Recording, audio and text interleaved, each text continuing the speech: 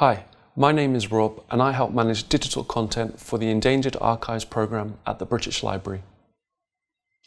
There are a variety of reasons why digital content can be difficult to preserve. One of the most obvious is that digital technologies become obsolete relatively quickly. Technological obsolescence is one consequence of the current speed of technological change, and it is showing no sign of slowing down. Since the late 1980s, options for digital storage have changed a lot. We have moved from the era of floppy disks through optical media like CDs and DVDs to SD cards and USB devices available nowadays, including memory sticks and external hard drives. These can hold absolutely massive amounts of digital content. If we also consider the use of third-party or cloud storage systems, another level of complexity is added when we think about the long-term accessibility of digital files. This has an impact on hardware, operating systems, software, file formats, storage, and access methods.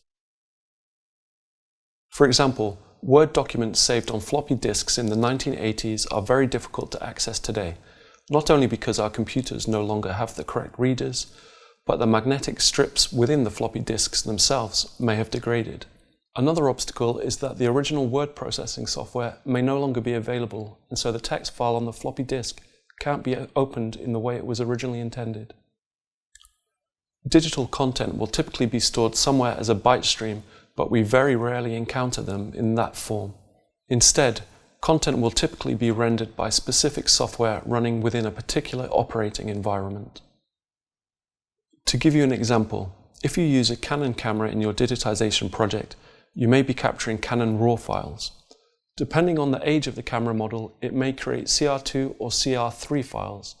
This difference may cause issues if you're using old imaging processing software that cannot support CR3 files. Some of those concerns can be addressed by the consistent use of documented or standard file formats, but it is still likely that to fully understand a piece of digital content, you may need to access it via multiple programs and in many formats.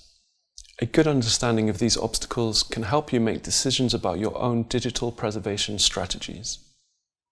Considering the formats you are working with, the software you are using, and the storage solutions you adopt will help preserve your collections long into the future. This tutorial is part of our online video series covering digitization, digital preservation, and conservation for the Endangered Archives programme. Please feel free to explore these resources at eap.bl.uk/training-videos.